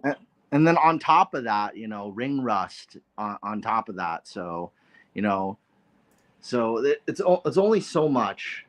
But yeah, well, let's continue with this one. Yes, main event time. This was a good matchup. I think it was a good highlight more for Konosuke. I think he did a great job. I liked his performance in this main event. The chemistry that him and Kenny, like you could literally tell that this match was like a teacher and student teaming up, kind of like how it was what happened with Kushida and Kevin Knight, how they teamed up. And I know I'm comparing New Japan here, but this is like DDT, you know, reunion here, Kenny Omega and Konosuke right here. And so good to see that chemistry. I like the team moves they did together, especially the flying knees. It just everything was good. And Butcher looks great, but I want to add, Butcher looks fucking great. He looks in great shape. I've been saying that for quite some time. I've been digressing for these two guys. I'm happy they got a main event here on Dynamite, but these guys should be the next in line to get those tag team titles. They should be, you know, feuding with FTR. I wouldn't mind seeing them feud. Both of them are, if you've listened to them on podcasts, both of them are pretty good talkers. Here's the interesting thing. It might throw. This is kind of what Butcher and Blade pointed out about their voices, is that the Blade actually has a deeper voice than the Butcher, even though the Butcher's the bigger guy. You know, it's like, okay, he plays guitar in a heavy metal band. He's a big dude. He's got the beard. He's got, you know, huge guy. So you would expect to hear, you know, a deeper voice, but he has a higher voice than the Blade. But they have actually great sounding speaking voices. So I'd like to hear them cut like some promos and stretch that muscle a little bit, because they could definitely talk. You know, just you gotta give them a bit of a chance. And you know, and for those who don't know, the Blade under his previous personas, he was Pepper Parks, the cheerleader boy from along during the time of John Moxley's early days. And you know, Jeff Carpenter was telling us stories about that, you know, about the early days of the Blade when he went by the name Pepper. So it's old CZW, what was that, the Ohio Valley Wrestling kind of time period, you know, from those days. And this match with Takeshita and Kenny, I'm kind of hoping it leads to Chris Brooks eventually coming into the picture. I knew it. Why am I surprised you were going to bring Chris Brooks in this movie? I have to bring Chris up just because his main rival is Takeshita. So he could come in on either side of this, and I'd be perfectly fine. Because the main thing is, right now, Blackpool Combat Club is mostly veterans that everybody knows, or at least most everybody knows. You know, Claudio, not as much by that name. Everybody knows him. Most people know him as Cesaro. So I guess it could be Danielson and Mox could kind of roll off a little bit and do something else, you know, and give maybe some of the younger guys younger or lesser known guys a little bit more time to shine. So that's why I'm kind of glad for a match like this. You know, let the newer guys, let the younger guys, let the lesser known guys more time to shine, more time to get known. You know, Don't make the same mistakes WCW makes, and this is one of the mistakes they're not making. Not everybody knows Butcher and Blade. Not everybody knows Konosuke Takeshita, and I like that. Mm-hmm. Let's see. I have a feeling of what happened on Wednesday is leading to Takeshita turning on and joining. Yep. Bringing either Hangman or Kota Ibushi for the fifth. I said, and Kota has a history, and Kota Ibushi has a history with Takeshita. They're also rivals. That's something that I wasn't aware that there were rivals in DDT. So that's something that enlighten us, Matt Callis. Let all these Stanford Stooges. Let me just play it. Did you do it? Oh shit! Where the hell is it? Yes, Stanford Stooge. You want to? Yeah, Stanford Stooges. Is that? Yeah, Takeshita was a pretty young champion as well. He's been DDT champion a handful of times, and I think after Ibushi was kind of out of the picture, he was kind of the way his look was, like before he grew his hair long and the way his gear looked. It seems like he was gearing up to be kind of like the next Ibushi. You know, he does comedy matches and he does serious matches. And one of the best serious matches is him versus Chris Brooks. my personal favorite. So, you know, if not Kota Ibushi, you know, I guess even maybe after the Ibushi Blood and Guts match, maybe it would be a good time to kind of introduce Chris Brooks, give him the microphone because he's a hell of a talker. He sounds like Benedict Cumberbatch when he talks. So something about voices, like it's something you know. If Mike De Niro is with us right now, I'll say that a promo voice is just as important as like a hip hop voice or singing voice. It's the timbre of it. You know, people, you could tell Dusty Rhodes' voice, Ric Flair's voice, Jericho's voice. Like it's sometimes it's the tone of your voice or how you say things. You know, that's why I bring up this whole thing with the sound of the voice. You know, Cornette kind of rips people open for people's voices sounding a certain way, but that's something they can't help. So it's best to lean into it, in my opinion. You know, Butcher can lean into kind of the higher pitch, kind of nerdy sounding voice he has and kind of be like a nerdy evil guy. As long as you lean into it and you own it, it could work, you know. That's very, very true. But man, and of course we did see, you know, the whole aftermath, everything, we talked about that. But I want to talk about, you know, getting into what happened on Dynamite, of what's going on. I mean, we got the announcement, Tony Khan announcing the Owen Hart tournament is back, the men's and women's side. We're seeing that. We're seeing, of course, you know, Wardlow, he beat, you know, his squash match, and of course Arn cut a promo, and then we see Luchasaurus and Christian just came out for a few seconds, and then that's it. I mean, they don't even say anything. They're just like, "Hi, bye." Yeah, like I was like, you just wasted a fucking time that you could have give to another women's match, Tony Khan, like, or something. When I was, the fuck? Yeah, like, what was that? Like, it just, I just don't get it. We should have the Krusty the Clown clip where it's like, what the hell was that? Yes, I should post that. But man, and then we don't know what's going on with the Outcasts and, of course, Britt and Jamie. Eventually, I don't know how they're really taking the storyline forever. They need to figure this shit out already. For them to start booking it for Double or Nothing, they need to start already with that. They haven't done anything yet for us to be like, okay, what's going to be the stipulation for the match? I still want Outcast to add a fourth member, which should be Athena, a former WWE. You have all your former WWE who is like, you know, make it your NWO. Or there you go. Just your outsiders that have Athena added to it. You have Britt, Jamie Hayter.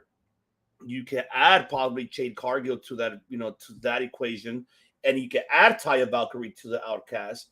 And so you have, that's 5 already there, 5 girls, and then you can have on this one, you can have Jamie Hayter, Britt Baker, Jade Cargill. You could add Riho to it because she was the first women's champion, and then you could add Thunder Rosa into the mix, and there you go. You have your 5-on-5.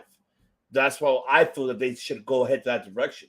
But I don't know what they're going to do with that. I hope they really do something. Women's Blood and Guts match? Yes, or Women's Stadium Stampede. It doesn't matter. Like, this is like anything. That's what I would love to see. And then that'll be fun. Because, I mean, Britt already kind of has some experience doing kind of like a Women's Stadium Stampede. Well, it was her versus...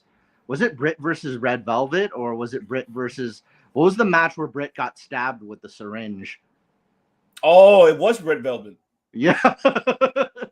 Britt got actually stabbed with a syringe. She's like, it's one of my syringes. You can stab me with it. And like, good Lord. Like, but I mean, I don't know what the heck. And then I'm going to digress. Jay White's booking is where I am pissed because you're booking him with fucking Ricky Starks and Sean Spears. Like, hey yo, what the fuck? I don't know what's good. I'm afraid of their booking. I'm afraid. This is what I want, Matt.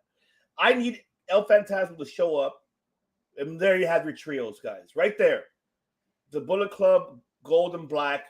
The third member should be El Phantasmo, since he already got kicked out from the other, from the black and white Bullet Club in New Japan. He should show up here, be the third member, and have them fucking destroy the place. Do something. Like I digress because I don't like the booking of Jay White's at all. The other thing I want to digress to is the Wardlow TNT title. Luchasaurus, is that going to be investing for me? No, it's not. But that's something that we could debate another day. But I want to talk more about Jay White. I think I found a baseball here somewhere because I got a curveball. All right, curveball time.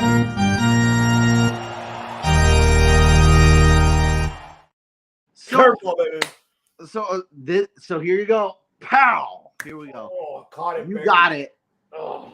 You struck out the batter. We struck out the batter.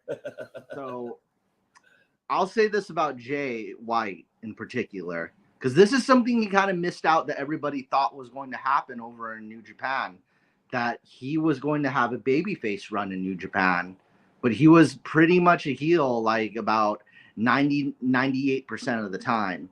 So I think now more than ever, they got to do it now because a good majority of AEW's fan base, the people going to the shows definitely know him and have seen his New Japan career and know he's a heel. We've already kind of seen heel Jay White. Right now is a good time for babyface Jay White. Right now is a good. So maybe after this Ricky Starks thing blows over, because they can't really drop it right away. Maybe he gets one over on him or blah, blah, blah. After this feud is over, one of the things that could happen is one of the few losses Jon Moxley had in the G1, one of them was to Jay White. And Moxley was really upset at his loss to Jay White. So this we could probably go into that with the babyface Jay White, maybe babyface Bullet Club facing Jon Moxley. And don't forget, Juice Robinson has a huge history with Jon Moxley as well. He's like, he took my title, he humiliated me, he held that belt hostage for a long period of time, just because of a tsunami and just because of, because of that, because of the pandemic. He held my belt, and I want to get even with the Blackpool Combat Club. I want payback, and Jay White wants a little payback, and there's a lot of things involved in this situation. So we could. I hope it eventually comes to Blackpool Combat Club against Bullet Club Black and Gold as baby faces. We'll get it because this could be because NWO Wolfpack was pretty much babyface like 80% of the time, right? Mm-hmm. Yeah, so this could be, we could see a good, like a almost, because Elite had its babyface time period, but this is their chance. Jay White could be pretty underestimated as a babyface. Some heels that are good at talking could also be really good at talking as a babyface. Just imagine Jay White. It's so good to be here in Seattle with the best coffee on the planet, because we don't even have coffee anything like Seattle. Isn't that like a babyface thing to do? Like talk about how great their sports teams are and how great their food is. Oh yeah. That's the usual, like, I think, right, mate. We can't get coffee like this in Auckland, New Zealand, mate. In Seattle. I mean, maybe. I'll put it this way. I think they'll be neutral. They'll be either face or heels. Doesn't matter. So tweener. So yeah, the tweener's okay, fine. Tweener. I'm okay with that. The one who will do those type of promos will be ELP if they bring El Fantasma along. Yeah, he'll be your top guy because he's the one he's great in the mic. You have El Fantasma, and just to have ELP, him be the talker. It's so good to be here in San Francisco with the Giardelli Chocolate Factory. He could do shit like that. So I mean, I don't mind that as well. I mean, we'll see the booking of these guys, man. I just hope that they make the Bullet Club Gold and Black strong out of El Fantasmo. I was even thinking to fucking add Lance Archer to that since he's a former New Japan alumni. They could do it. If they could add Lance Archer to that faction, oh my god, that's. If Sting and Lex Luger could be in the NWO Wolfpack, then Lance Archer and whoever else could be in Bullet Club Black and Gold. Why not? I would have added them. I would have added El Fantasma. This is the faction, the four. El Fantasma, Rock Hard, Juice Robinson, Jay White, of course, leading the pack, and Lance Archer. There's your four. Lance Archer Lance Archer can be. I don't want to compare him like that because that's kind of disrespectful. But like your Bad Luck Fale, like he could be your Bad Luck Fale, like in New Japan. He could be that here, like your muscle. That's your muscle. Big Show, Kevin Nash, kind of the big guy of the squad. And I think that'd be great because you need someone like that, like how you mentioned, like your Kevin Nash, your Big Show. You need someone like Lance to be added to it will be fucking great. And with not only that, but also with I'm telling you, with the New Japan, of course, him being part of New Japan, the history that they had within each other, him being he's a good talker too. And you know what's funny? I watched his Eliminate episode like with my girlfriend. Like, oh my god, Lance Archer and Eliminate. Eliminate. He's a good talker in multiple ways. I'll say he's a charmer. This is like, hey, nothing low rent about it, brother. I just know how to be a gentleman to women, unlike you guys. It was hilarious. See, I love eating that shrimp, but I'm really focused on this lady here, and he wears like a vampire robe. And Owen Hart's tournament. Of course, the finals. I think they're gonna crown. The winner of the tournament will be in Jesus Christ! I just had the city. It's gonna be in Canada, of course, in Owen Hart's hometown. But everybody's asking who's gonna win. Who's the question? Look, I can answer very quick. Then I think on the women's side, she's from British Columbia. Might as well have her win it. Taya Valkyrie. There Might we go. as well. She's got the history. Yep. She's got Canadian. Yeah. She has a Canadian blood. Then have her win the women's side. Why not? I wouldn't mind seeing Taya win the tournament. On the men's side, who do we have it as Canadian? But who's listed in the tournament? Because who's in they're gonna announce. He's gonna announce it on Double or Nothing. Who's the participants? He's gonna announce it at Double or Nothing. Who's gonna be participating in the tournament? He's gonna reveal the bracket at Double or Nothing. So we'll see who he adds. But let's say Canadian wise, men's side, I think you could. Who's Canadian? Who is Canadian in AEW? I mean, shit. Not Jericho. But he's wrapped up in a storyline right now. And not Jericho either, because he's wrapped up in a story too. Who is Sean Spears? But maybe Sean Spears. Yeah, you're right. Yeah. Maybe Sean Spears. There's a lot of them. I mean, even Ethan Page, Oh, that's right, Ethan Page. Oh, that's a perfect one. Ethan Page.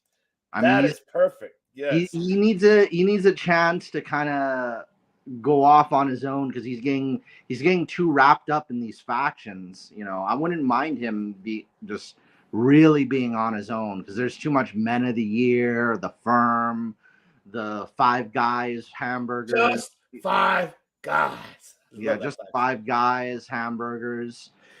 In and Out on the gas station, cooking steaks on the road, selling elotes. Like, Ethan Page? What are you doing selling elotes over in Montclair? God. Like, get out of here. Go to wrestling practice, Ethan Page. Shout out to Brian Cook, man. What's going on, my brother? Chi-Town brother. Yes, Kenny's from Winnipeg, but he just you're right. He doesn't need to. He's got something else. He's got other stuff. I will say maybe Ethan Page or Sean Spears. Yeah. I'm with you. I think they should be the ones who probably could win this one in their hometown. Sean was one of the times I'd say it was the bad choice to turn heel. It was really, I think, because he was so hot on the first Double or Nothing, everybody was cheering 10. Like, I understand you want to try a new gimmick or whatever, but he kind of missed his chance. So to be, because he was pretty over, everybody was pretty excited. It's like, man, Dillinger, man. Cast. So I think now maybe this tournament could be his opportunity to kind of come back as that super baby. This is another missed opportunity. That's another baby face right now. Mm-hmm. Missed opportunities. I mean, I think they're gonna bring Davey Boy Smith again to be part of it. Harry Smith, excuse me.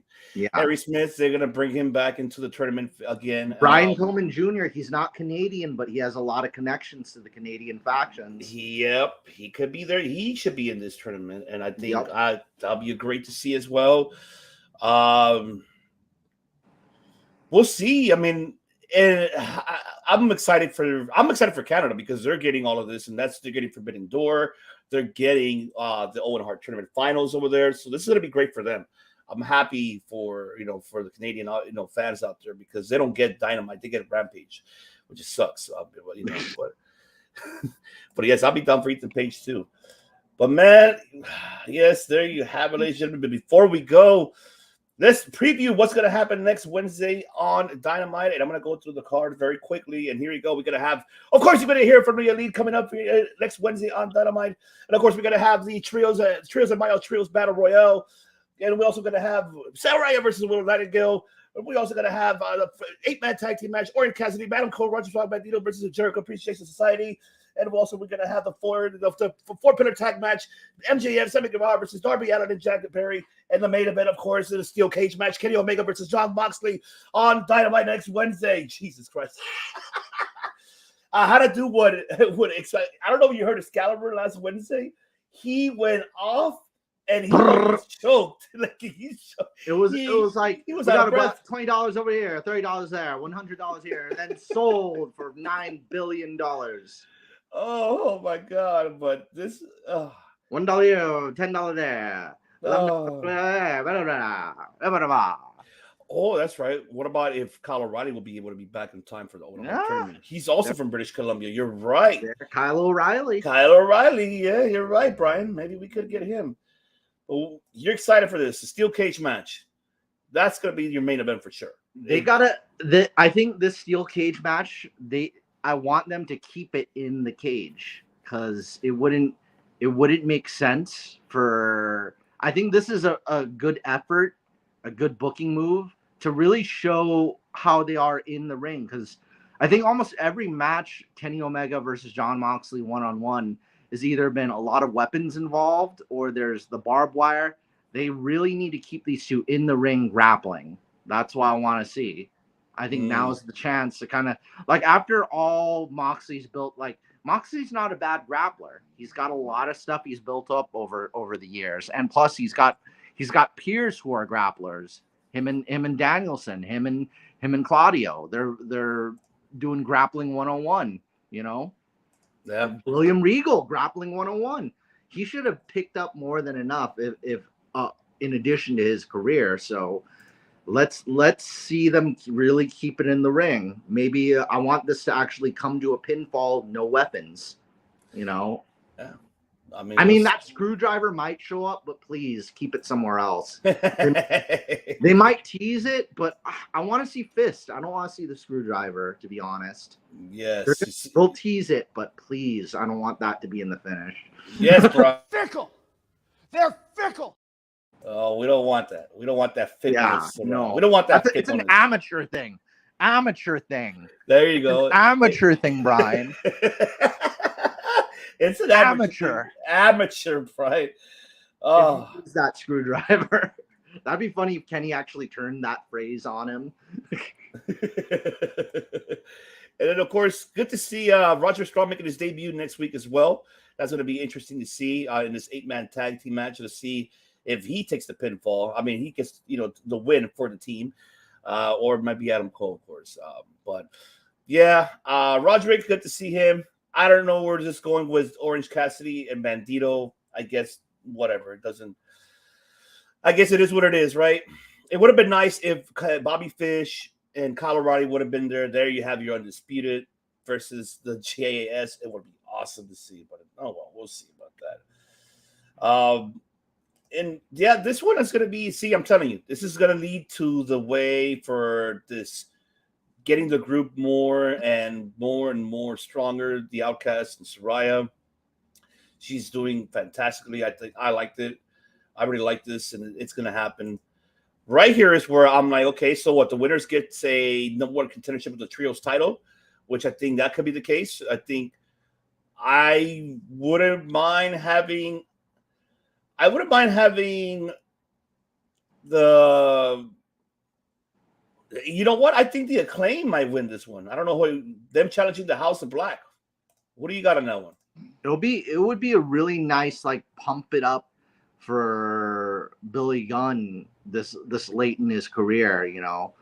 I wouldn't mind seeing some more Billy Gunn one-on-one matches too.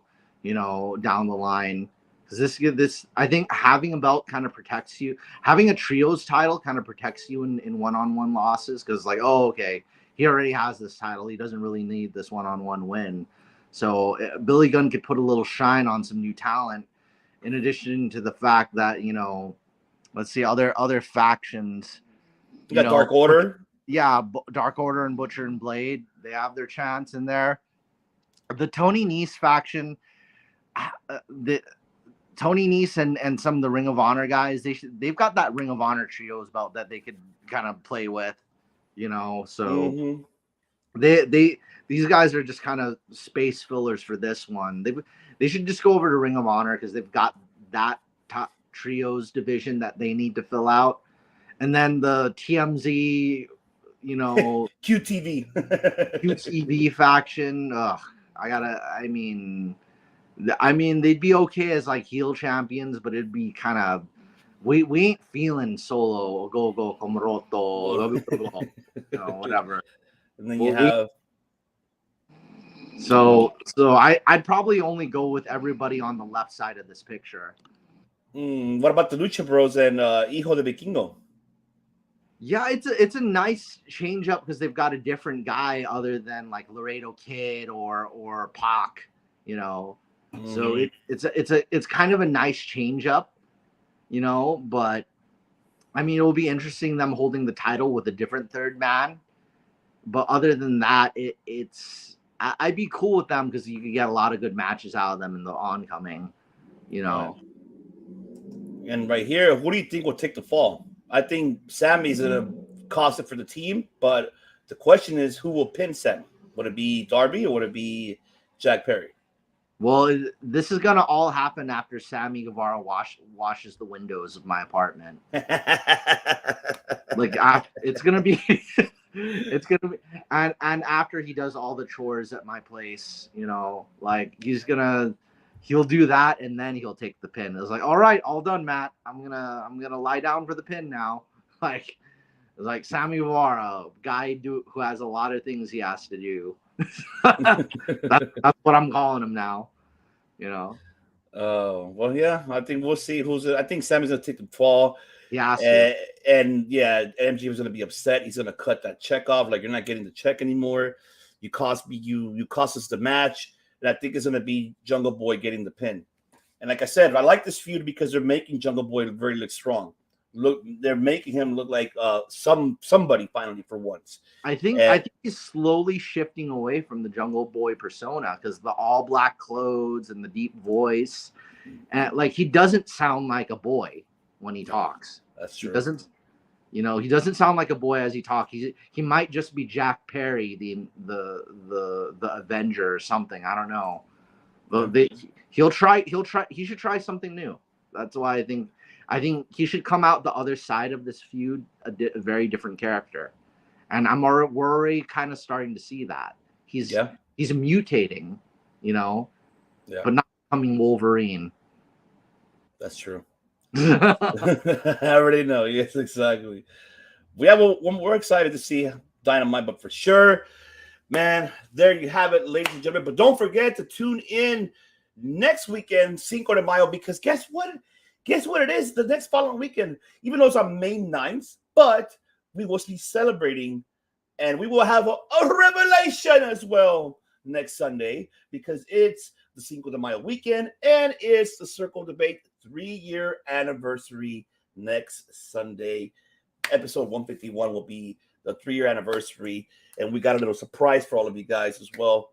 And you guys make sure hit the subscribe button, follow us, get that notification, hit the like, ding, ding, ding, as you'll get a lot more content here on Circle Debate and on the Bloodline Entertainment Network.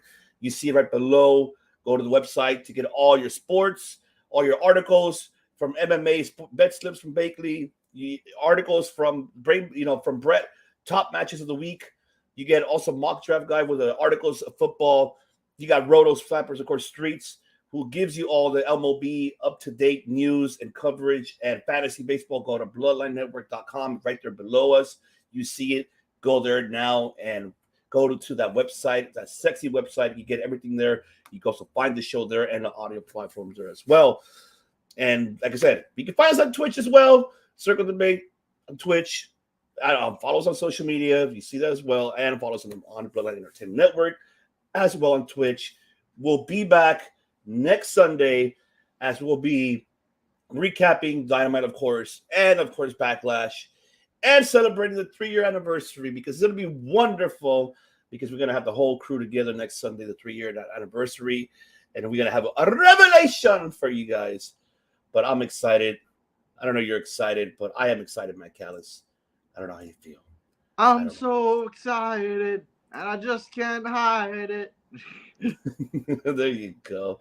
That is right, ladies and gentlemen. It's about that time. Autobots, transform and roll out. It's roll out. Me and my homies. Please roll out. Ludicrous. Luda. Dirty South. The Dirty South, baby. But do not forget, right there again, the website and the socials for the Bloodline Entertainment Network, bloodlinenetwork.com. Follow us on YouTube and on Twitter. So as well on top, Circle Debate on YouTube, on Twitter, and on IG, and on Twitch as well for both Bloodline and Circle Debate. And ladies and gentlemen, enjoy the rest of your Sunday evening at the Eastern time and watching the East Coast, because I know it's 6 o'clock out there. Central time as well. It's 5 o'clock out there. Enjoy the rest of your evening here in the West Coast. We'll see. It's already 3 o'clock here in our time. But enjoy the rest of your Sunday. And this is the host, Deepest One I've received with my other host, mi hermano, mi compadre, my blood, my sangre, the invisible hand of podcasting, Matt Callis, letting you guys know that here on Circle Debate, here on the Bloodline Entertainment Network, we don't just podcast. What do we do, Mr. Callis? We don't make podcasts. We make history. Must bid you adieu, a goodbye, mwah, and good night. Oh my God, it's so great. Bang! Yes!